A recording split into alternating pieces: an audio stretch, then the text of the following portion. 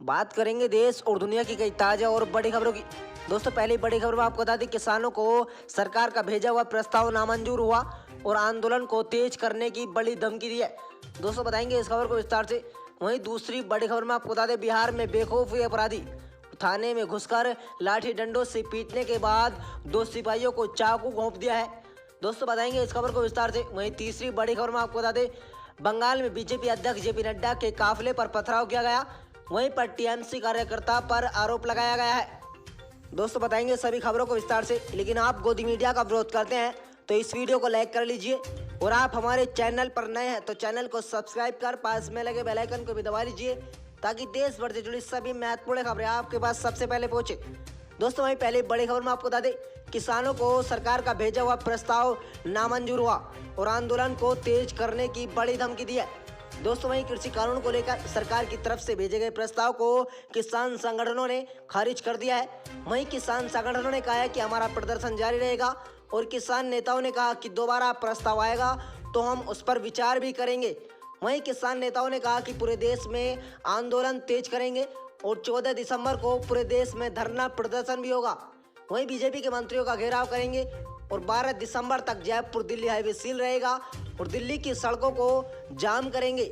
वहीं 12 दिसंबर तक toll plaza भी फ्री करेंगे और कानून रद्द किए जाने तक जंग जारी ही रहेगी। इससे पहले किसान संगठनों के एक प्रतिनिधित्व समूह को सरकार की ओर से एक मसौदा प्रस्ताव मिला जो प्रदर्शनकारी की कुछ मुख्य चिंताओं से जुड़ा हुआ था। वहीं मसौदा प्रस्ताव 13 किसान संगठनों नेताओं को भेजा गया, जिनमें बेक्यू एकता उग्राण के जोगिंदर सिंह उग्राण भी शामिल थे। यह संगठन करीब 40 आंदोलनकारी संगठनों में सबसे बड़े संगठनों में शामिल है। वहीं प्रस्ताव मिलने के बाद किसान संगठनों ने बैठक में बात प्रेस कॉन्फ्रेंस से कर किसान संगठनों ने आगे के रुख की जानकारी दी है। दोस्तों वहीं गृह मंत्री अमित शाह से मंगलवार की रात 13 संगठन नेताओं ने मुलाकात के बाद कहा था कि सरकार किसानों द्वारा उठाए गए महत्वपूर्ण मुद्दों पर एक मसौदा प्रस्ताव भेजेगी। वहीं किसान नेता कृषि कानून को वापस लेने पर जोर दे रहे हैं। सरकार के एमएसपी मंडी सिस्टम पर अपनी ओर से कुछ संशोधन सुझाए गए थे। वहीं किसान नेताओं ने प्रेस कॉन्फ्रेंस करते हुए कहा कि पूरे देश में हम आंदोलन और तेज कर देंगे।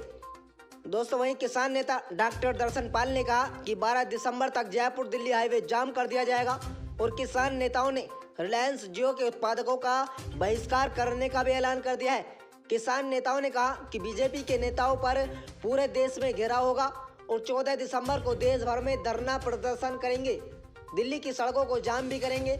और किसान नेताओं ने कहा कि जयपुर दिल्ली हाईवे को 12 दिसंबर तक रोका जाएगा और पूरे देश में आंदोलन फिर से करेंगे। सरकार के मंत्रियों का घेराव होगा। 12 दिसंबर को सभी टोल प्लाजा भी फ्री कर दिए जाएंगे और दिल्ली की सड़कों को सभी को जाम कर दिया जाएगा। दोस्तों वहीं दूसरी बड़ी खबर में आपको बता दें, बिहार में बेखौफ हुए अपराधी थाने में घुसकर लाठी डंडों से पीटने के बाद 2 सिपाहियों को चाकू घोंपकर हत्या कर दी है।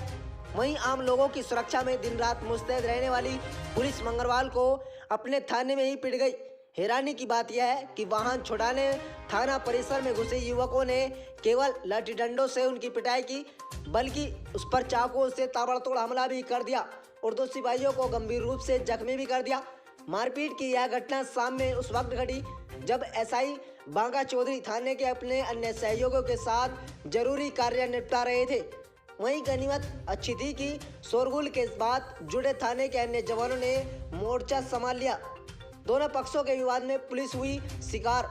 दोस्तों जानकारी के अनुसार मंगलवार को NH 84 स्थित कृष्ण ब्रह्मा चौक पर एक बाइक और टैक्सी वाले के बीच विवाद हो गया था। वहीं मामले की सूचना मिलने के बाद मौके पर पहुंची स्थानीय पुलिस ने दोनों पक्षों को समझाया, लेकिन वे माने नहीं। अंततः पुलिस ने दोनों के वाहनों को जब्त कर थाना चली गई और बाद में अपनी गाड़ी छुड़वाने थाना पहुंचे दोनों पक्ष तू और मैमे में बाद अचानक आपस में मारपीट करने लगे। जब पुलिस के जवानों ने उन्हें छुड़ाने का प्रयास किया तो अरिया पंचायत के बुढ़िया गांव निवासी टूटन कुमार, अनिल कुमार और गोलू कुमार तथा ब्रह्मपुत्र थाना के चंदनपुर गांव निवासी विकास कुमार यादव सहित अन्य थाना परिसर में हुए सिपाहियों पर लाठी डंडे के साथ चाकुओं से तोड़ताड़ हमला भी किया गया, जिसमें 2 सिपाही गंभीर रूप से जख्मी भी हो गए हैं।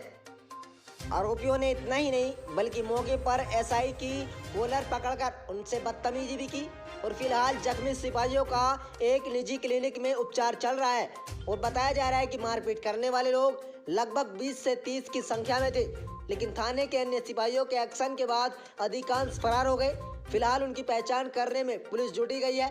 दोनों जख्मी सिपाहियों का निजी अस्पताल में इलाज चल रहा है। कानून को हाथ में लेकर मारपीट करना दंडनीय अपराध है और पुलिस इस मामले में 4 को हिरासत में लेकर जेल भेजने की कार्रवाई कर रही है, जबकि अन्य की पहचान के लिए आरोपियों से पूछताछ की जा रही है। जल्द उन्हें भी गिरफ्तार कर लिया जाएगा। दोस्तों वहीं तीसरी बड़ी खबर में आपको बता दें, जेपी नड्डा के काफिले पर हमले पर मंगलवार ने पुलिस में कहा कि सभी सुरक्षित है और किसानों को कुछ भी नहीं होगा। दोस्तों इसी बीच आपको बता दें, बंगाल में बीजेपी अध्यक्ष जेपी नड्डा के काफिले पर पथराव किया गया। वहीं टीएमसी कार्यकर्ता भी थे और उन्हीं पर आरोप लगाया जा रहा है।